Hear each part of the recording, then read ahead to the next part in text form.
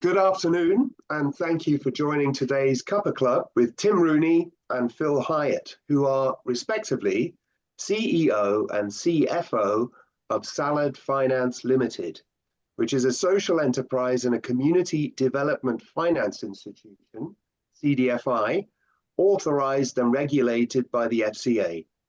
Salad Money has helped to pioneer the use of open banking data to build a fairer and more inclusive credit market. I should also mention that Tim is on the board of Responsible Finance, which is a national membership body for responsible finance providers, all of whom are committed to increasing access to fair and responsible finance, particularly those excluded from mainstream services. From the FX side, we have Paul Linares, investment manager, and me, Jerome Heusinger, development manager. Paul spearheads the extensive due diligence process, which we apply at FX ahead of each offer. Throughout last year, the investment team have encouraged and championed the development of an increased presence for FX in the area of ethical and affordable finance.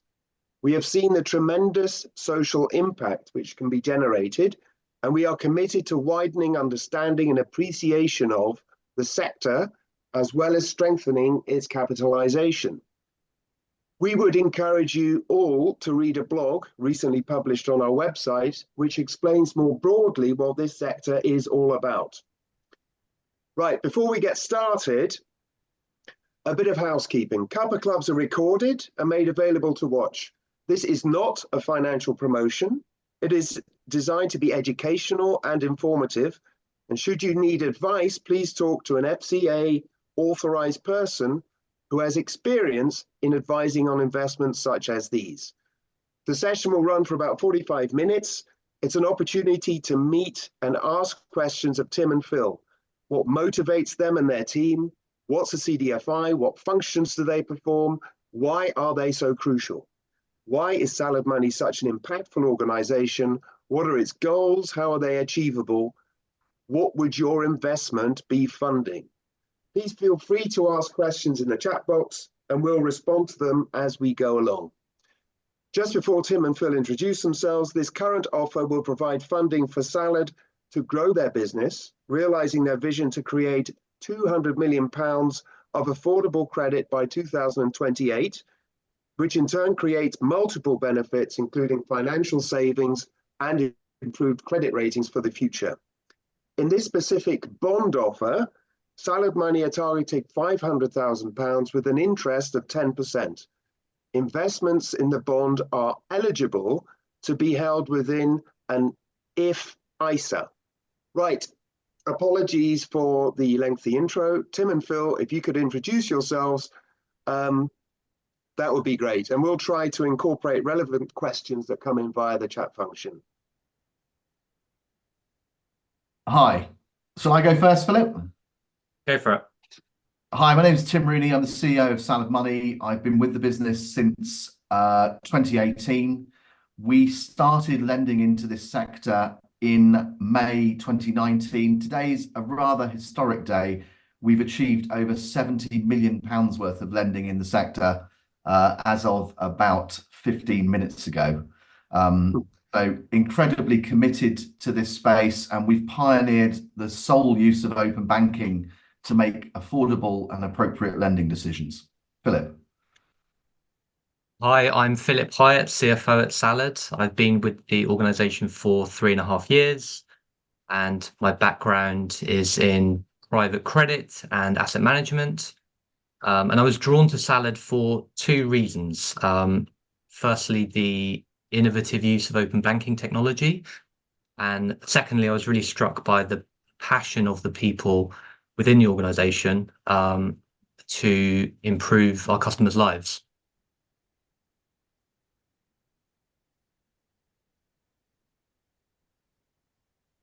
Thanks. While we await some questions,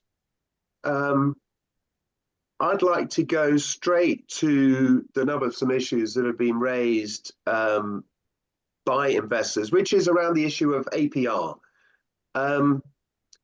the APR levels at Salad, along with much of the consumer lending and CDFI sector, range between sort of 60 and 80. Why isn't this predatory? Oh, there he is, straight in. That's fine. That's a great starting question, and I'm glad we're tackling it straight away. So, APRs. I mean, as you mentioned at the top of the call, Jerome, I'm a non-exec director of Responsible Finance, which is the collective body of consumer lenders, CDFI lenders in the UK. We're actually the lowest provider, cost provider with an APR. Our opening loans are at 79.9. Now, I think APRs are oft misunderstood. They're great for explaining long-term mortgages, and I think people who ask us about our APR clearly are able to articulate what a good mortgage rate would be, what a good credit card rate would be, or a loan from their bank. The people that we are serving are credit impaired individuals. These are people who need £1,000 today. And typically those individuals, from what we can see in their open banking, have a credit impairment. In fact, 50% of people who have borrowed from us have had a county court judgment in the previous 6 years. County court judgments would automatically preclude an individual from accessing a mainstream credit product. It's fair to say that our use of open banking, every customer that comes to us consents to the use of open banking, and they all bank with a UK bank. And you'd like to say, well, why haven't they gone to their own bank to try and access credit? And the reason is they have a credit impairment. Now, the cost of our funding and the cost of our provisioning is the reason why our APR needs to currently be at that rate for our consumers. But I wanted to share with some of the viewers today and participants the cost of borrowing and put it into perspective in relation to the consumers that we're servicing. So what I've got here, hopefully I can now share this with you, and hopefully you can see this, is a personal loan calculator for a loan with NatWest. So borrowing £1,000 over 18 months, the individual would pay a total of £1,200 or £1,201, monthly repayment of £66, and there's the APR at 26.9%. If we look at Salad, same period, £1,000 over 18 months with an APR of 79.5%, the monthly repayment is £86.23, making a total repayment of £1,550. Now, our customers, and the NatWest example here, NatWest customer with prime credit would be getting that rate at 26.9, and the impairment or provisioning that NatWest would make against that, we think would be around about 2%. So 2% of loans that they would issue would go bad. In the sector where we're issuing loans, we're basically seeing lifetime losses at around 10%.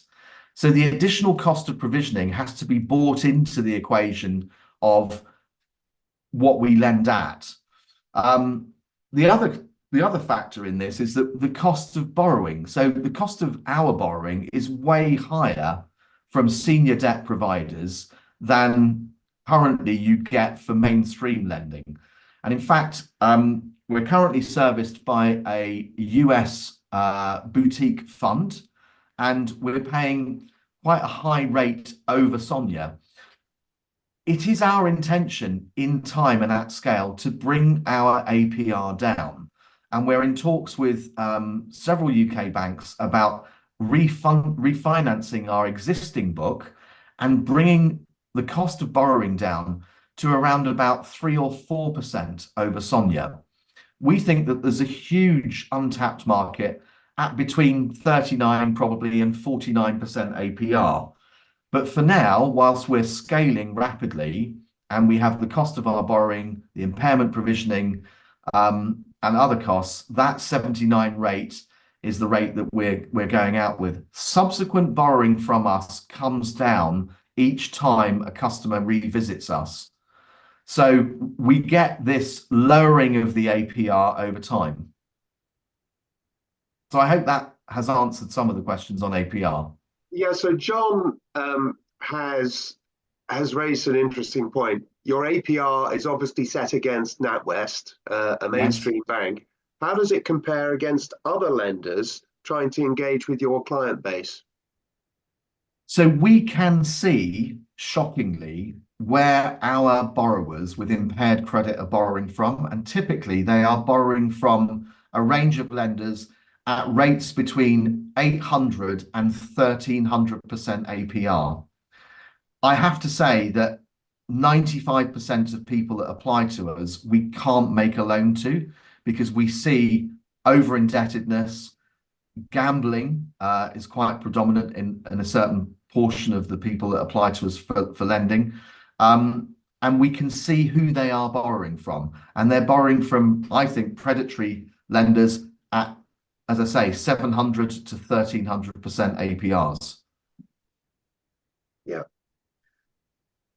Okay, just thinking about the impact. One of the reasons why impact investors are attracted to the CDFI sector is the impact multiplier effect, if you like, of an investment into impact. Now, in your offer document, you state that if we were to raise £500,000, that would facilitate £60 million of affordable loans. Can you describe how that works? Sure, Philip, would you like to deal with that one? Yeah, sure. I mean, I appreciate that it's not at all intuitive. And the answer is that it's a function of three things. So firstly, the net proceeds of the bond will be used exclusively for lending. There's no requirement for any OpEx, working capital. Secondly, we have senior secured committed debt facilities in place. And thirdly, our loans pay down very quickly. So we would receive monthly payments of principal and interest. So if we just use very simple numbers, let's say we hit the maximum amount that we are looking to raise with this bond, £1 million. We take the £1 million and we lend that to our borrowers. We then have an asset on our balance sheet, which is £1 million worth of loan receivables. We can use that asset as collateral for our senior lenders. Now, senior lenders will give us £900,000 of additional funds for every £1 million worth of asset that we assign to them. So that's a 90% advance rate. We can take that £900,000 and lend it to our customers. That then generates £900,000 worth of further collateral, which we can then pledge again to our senior lender. This time we would get £810,000 worth of additional borrowings. So that's 90% of 900 and so on. You can see already that we've lent £2.7 million against an initial investment of £1 million. In addition, and in the meanwhile, we're receiving principal and interest receipts, which we're then recycling back into the loan book. So if you run the maths over a 5-year period, the combination of that 90% advance rate and the recycling of capital ensures that you build up this very significant amount of lending.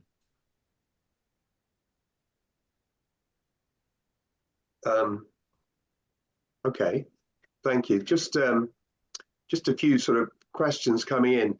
There's one about an if ISA. This is very similar to a conventional ISA. It allows you to invest tax-free directly into bonds, not shares, but bonds for organizations that are deemed to be delivering positive change. So that's the answer to that one. There's also a question around the level of salaries at Salad Money, which is interesting on the day that we all read about the NatWest CEO's total compensation last year. What would you say about salaries at Salad Money? So we pay a commercial rate for talent within this business. And I think that's one of the things. We are a for-profit social enterprise. So we have restrictions within our mem and arts on the distribution of profits.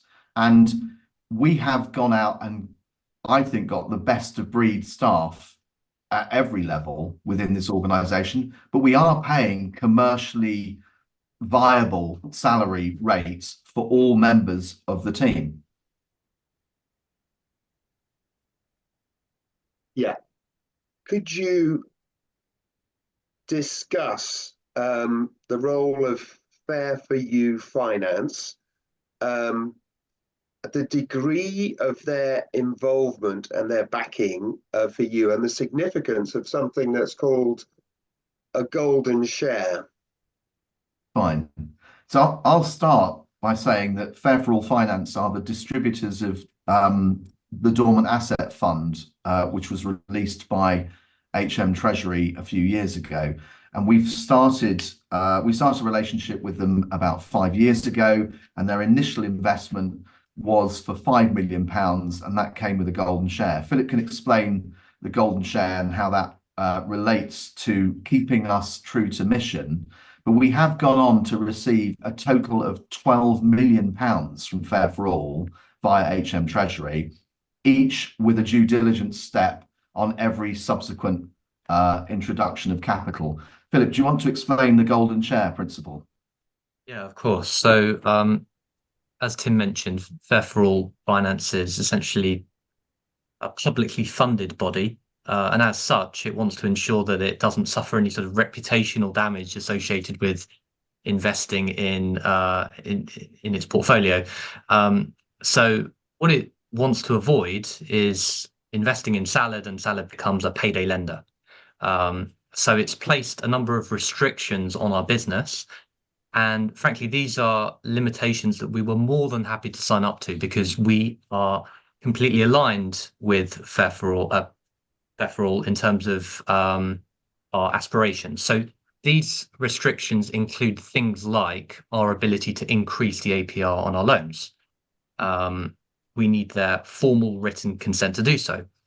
Similarly, we need to seek their formal written consent if we want to change our articles of association. That would allow us, in theory, that might allow us to drop the dividend lock, which Tim just mentioned. Equally, if we want to sell any of our debt, or if we wanted to increase the size of our loan. So really, it places on us a bit of a straitjacket to ensure there's no mission drift. As I say, we were more than happy to do that because we see this huge opportunity in front of us, and we don't need to deviate from our mission. Okay. We welcome the golden share as well, Geron. We work well with them, and we are totally committed to the sector that we're serving. So we're not going to rush off and offer credit cards or higher value loans. We really do focus in on this underserved marketplace. And it's proved very reassuring for other investors in our business that our association with Fair for All. How can you see any important questions that are being raised on the chat?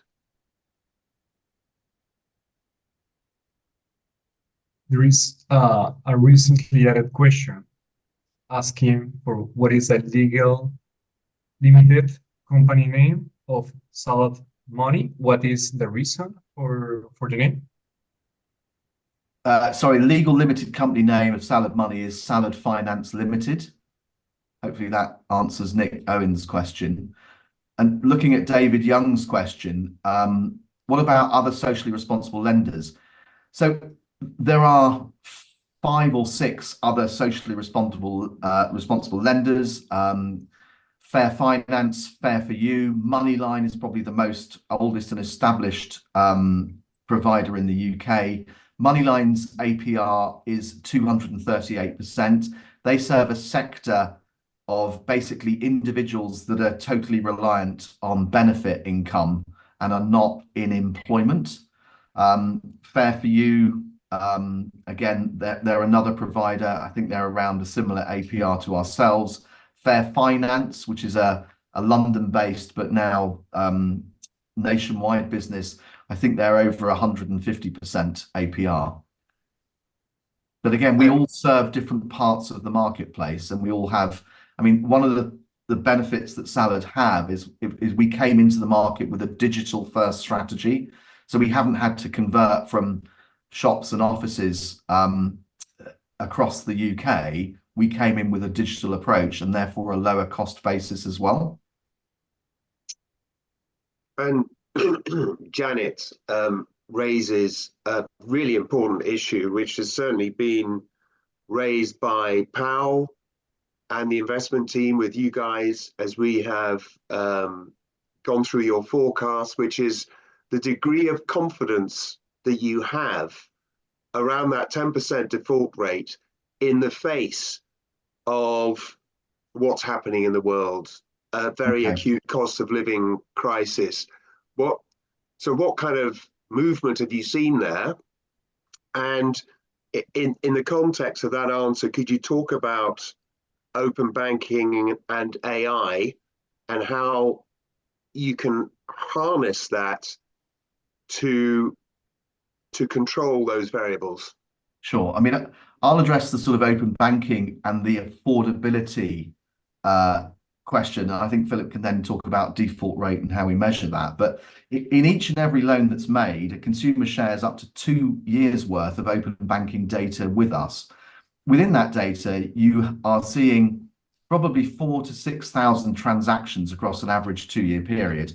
And from that, we're able to look at the difference between an individual's disposable income and their fixed income. And we recognize that for someone to take on a further financial commitment, they're going to need to, something's going to need to give in their spending pattern.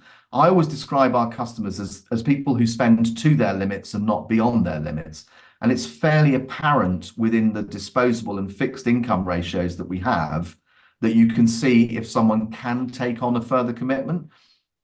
Notwithstanding that, we made a decision at the early part of last year to build in a very comfortable buffer of disposable income, which is typically £250. So we won't lend to an individual unless they have a buffer of £250 worth of beyond disposable income. But yes, we have seen increases in rent, private rent, significantly. We've seen increases, obviously, in utilities, and we have seen the cost of living make that decision on affordability more difficult. And we're currently only accepting about 5% of individuals to take out a loan with Salad. On the cohort reporting, I'll hand over to Philip, but we look at that in minutiae on a sort of very regular basis. Philip, do you want to explain how we do that? Yeah, sure. And I just say at the outset that we're not a venture capital backed organization, right? So we're not under huge pressure to originate larger and larger amounts of money each month. So we're taking things slowly and steadily. As I mentioned earlier, our book amortizes very quickly, which means that if we see something wrong, if default rates start to increase, we can course correct very quickly. We can tighten credit criteria. And we've been very successful in keeping that loss rate very stable over the past 18 months. And we feel very confident in our ability to do that going forward. We've got a very experienced credit risk team. And we have institutional levels of reporting that the management team looks at every single month. That 10% lifetime loss rate that we talk about is on a blended basis. For our new loans, it's sort of about 12%, but on our subsequent refis, it's 9%, 8%, 7%. So as the book grows further, we might expect that loss rate actually to come down on a weighted average basis.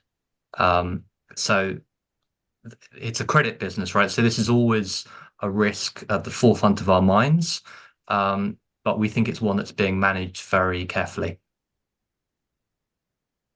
Interestingly, if I could just add, the consumers that we're serving have irregular repayment methods, and we don't punish anyone by charging them a fee for either early redemption or late payment.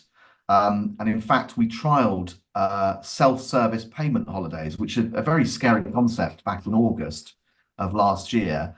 And 90% of the customers who took out a self-service payment holiday got back on track in the following months. there's more to do here with open banking. And one of the things that we'd like to consider going forward is the ability to sort of predict and suggest to a consumer that they need a break, a payment break, because actually that would meet more of the consumer duty by using open banking. Consumer duty is, Phil and I were with some banking people yesterday, you know, they were saying, oh, has it had a detrimental impact on our business? No, it hasn't. It's made us examine every part of our business, the products, the tenure, the way that we deal with our customers. And our customers don't have regular payments, as I said at the beginning of this. They pay us when they can, and we have a very flexible approach. And we do like to remediate those customers, and it comes through very strongly in our Trustpilot reviews as well, which are worthy of looking at. Yeah, there's a question. Sorry, pal, go ahead. Thanks. Related to that point about the typical customers in Salad Money, there is a question from John saying, complaints on unaffordable lending have been very high in the market and have seen the dropping out of a number of suppliers in the market. How does Salad fare? Okay, so we've made a total of 76,815 loans. We've had 6 FOS, Financial Ombudsman complaints, 5 of which have been rejected by the Financial Ombudsman. 1 we acceded to because there was evidence of gambling, which we hadn't picked up. That number is a really, really small percentage. When you look at other providers, and that FOS complaint data is available online, ours just doesn't even feature. It's just such a small number. But the complaints level in this sector has been typically very high, and it has caused some of the bad actors, in fact, to close, creating even more scarcity, which has resulted in higher demand. And that is why you are confident of going from whatever it is today, 70 million to 200 over the next 4 years. Absolutely. The use of open banking, I mean, a lot of the complaints that were generated in the market were generated by claims management companies taking a slice of whatever the unaffordable lending interest was. I mean, clearly, the use of open banking is very transparent, and as soon as it's mentioned to consumers that we use open banking, the claim never comes to anything. Could you just something slightly different? In the offer document, you describe your role in claiming £36 million in unclaimed benefits. Could you sort of clarify that and Sure. provide some details as to who benefits from that and how you provide that benefit? Okay, so we pioneered the use of in-application benefit checking alongside another CDFI called Scott Cash, who sadly is no longer with us. They were based in Glasgow. And we started that process 2 years ago in February. And we obviously see through open banking the receipt of benefits for people that apply to us. And in the last 12 months, we've identified £36 million worth of additional benefits for our applicants. It's now gone on to be widely adopted by all other CDFIs in the UK. UK banks are now using this process.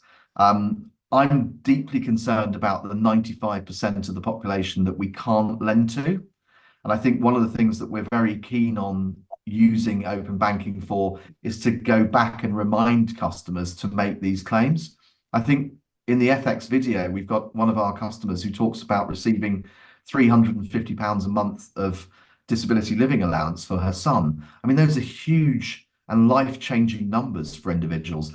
There are, I'm afraid to get on my soapbox, £19 billion worth of unclaimed benefits in the UK. And I think there is a general view that people are unwilling to engage following their first claim, but their entitlement continues on. So I'm particularly proud that we've managed to help both applicants and our decline population as well, and that's a service that we provide. Nick raises an interesting point, which is that for the year to December 2023, Salad were loss making. How can you sustain that, and what kind of path do you see to change? It's obviously detailed in the offer document, but if you could just talk us through that, that would be useful. Philip, do you want to handle? Yeah, sure. So there's a note at the bottom of the P&L which elucidates a really important point for our P&L, which is that we do suffer from an inherent timing disadvantage, which is that when you write a loan, which is typically 12 to 18 months, you might expect to see losses appear early on in that loan. So usually within the first sort of 3 to 6 months. However, we recognize the income on the performing loans, the rest of the loans, the majority of the loans over the remaining term. So that might be 12 to 18 months. So essentially, it means you're bringing forward your losses and you're recognizing your income over a much longer period. Now, if you spread both over an equivalent period, you see that that is still a very profitable lending cohort. But because the loan book is always growing, because we're in a scale-up phase, this impacts very negatively on our P&L. Rather counterintuitively, if you grow much more slowly, then you accelerate your profitability. So we could probably be profitable later this year were we to slow or moderate our origination growth. But of course, we want to serve as many customers as we can. So I think historically we've suffered because of this inherent timing difference, but also because the business was very small. But now we're at a scale where we can become profitable, and scale is less of a problem. It's this timing difference and also our cost of funds. So we would hope to lower the cost of funds over the next 5 years. And the forecast, which is in the offer document, does assume that we lower our APR as well, such that by the end of year 5, we're writing loans at 49.5. But we would expect to be profitable next year in any case. Okay. And on the cost of funds issue, this kind of links into a question that is being raised by Critica, which is that CDFIs, your sector, is much more integrated into big banks, with the consequence of lower cost of funds. Where do you see this dynamic changing in the UK, and when? What is needed? Yeah, I mean, it's a really interesting point. As Responsible Finance, we are talking to government and banks. In the US, there's I've forgotten the act, but it was I think it's the Regal Act, which came in, which forced banks to fund CDFIs. That hasn't happened in the UK. I think there's a lot of noise around this. I mean, clearly there's going to be apparently an election this year at some point. It's on agendas. I know Labour have put it on their agenda, but the funding of CDFIs in the US is, as I say, mandated by law. It's not here, which is a shame. Interestingly, when we talk to banks, and we've spoken to NatWest and Barclays, and we show them the data on their customers, the very data that we draw from them from the accounts, I think they're quite shocked as well. They want to participate, and NatWest last year, we were one of several CDFIs, consumer CDFIs in the UK, that received money from NatWest to distribute grants to our applicants that we couldn't accept for loans. So there's a softening of banks willing to come and talk about this sector, because I think they recognise that their customers are not being served appropriately. Yeah. Could we go perhaps there's some cultural issues. Could you describe your employees, your non-execs, your advisors, the experience they have, the culture of your organization? Perhaps say something about the rationale and the people behind your oversight body.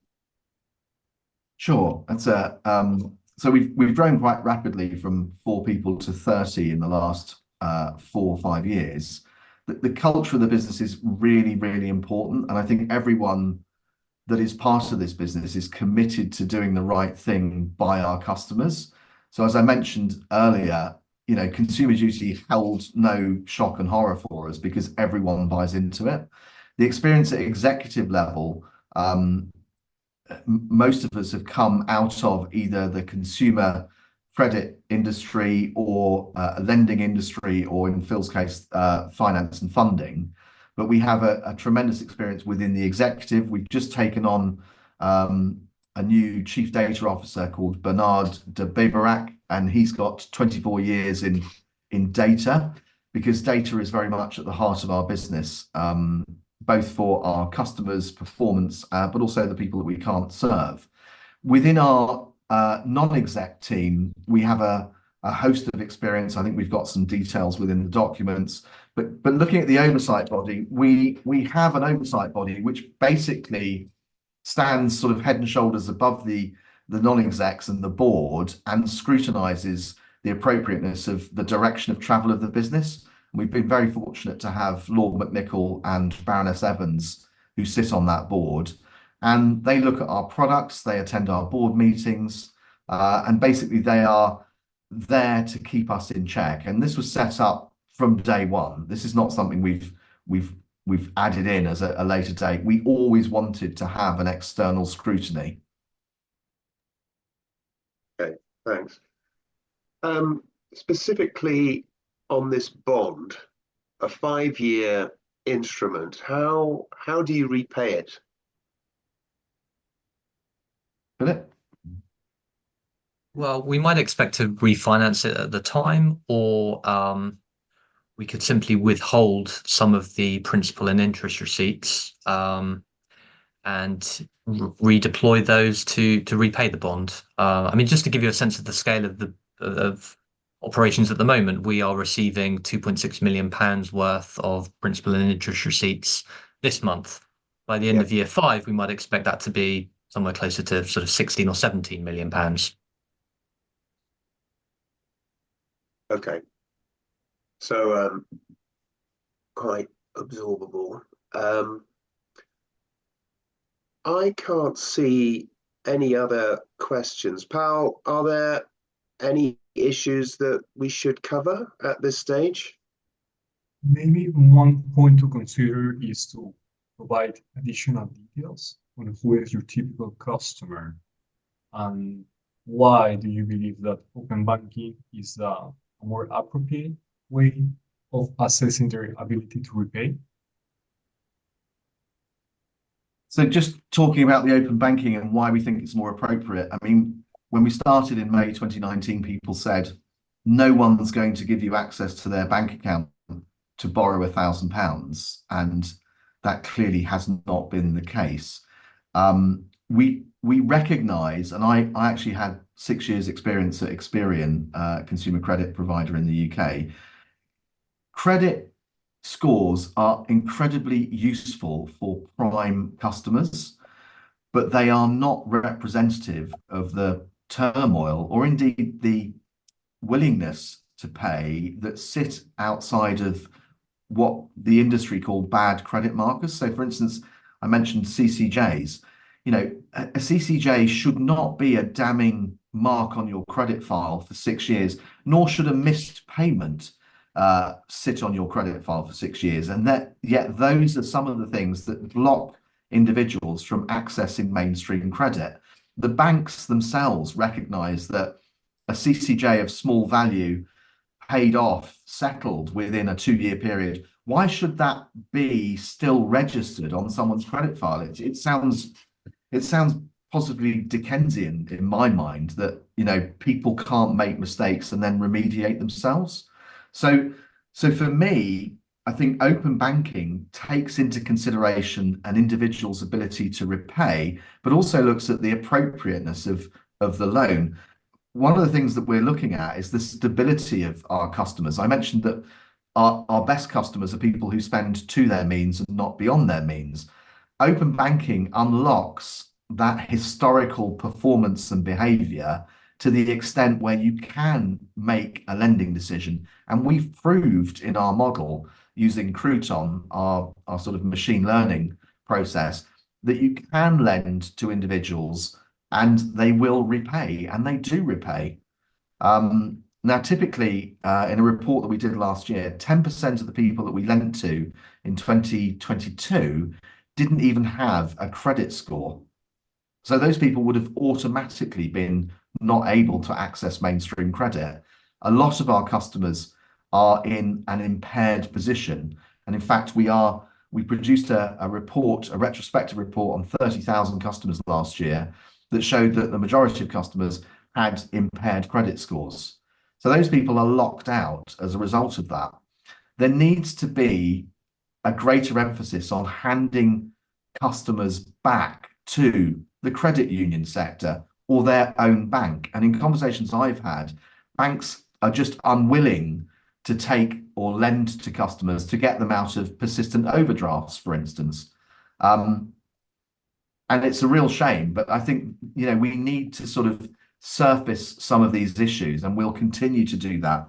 We've written 2 reports with the University of Edinburgh, which are available on our Salad Money Mine report.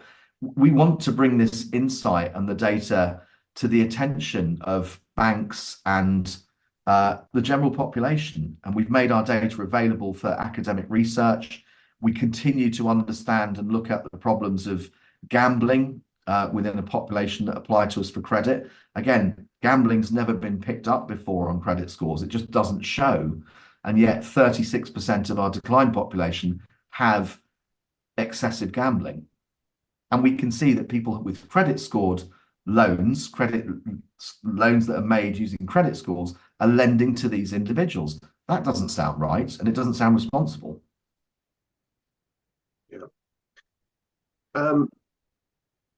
Tim and Phil, we're sort of kind of reaching the end.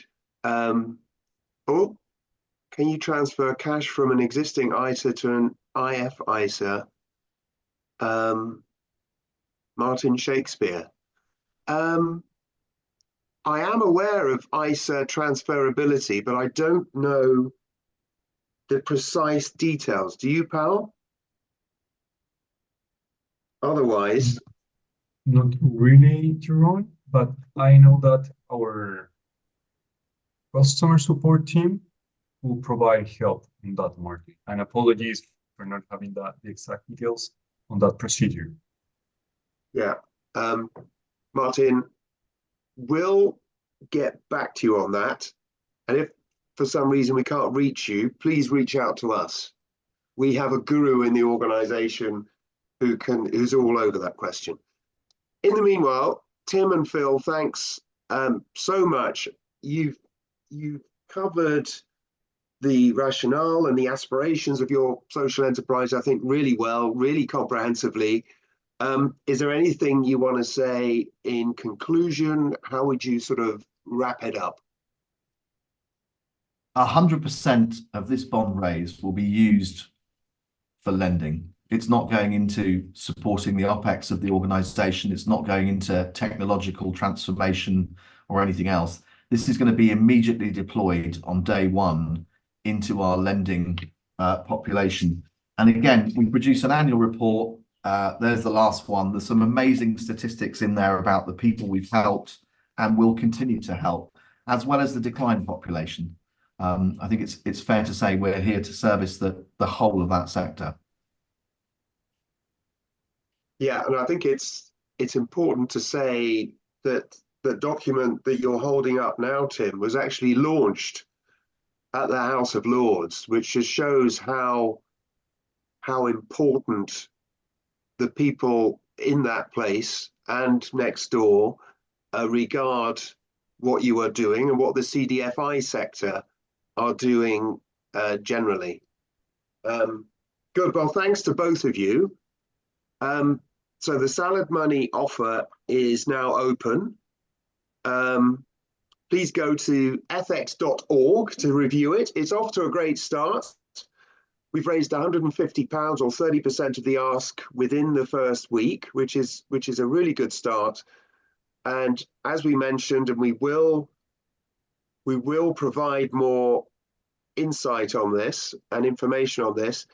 It's available as an ISA. So thanks again for your time and your questions. Thanks most of all to Tim and to Phil. Thank you. Thanks for the opportunity. Thank you very much. Thank you. Bye. Bye-bye. Bye-bye.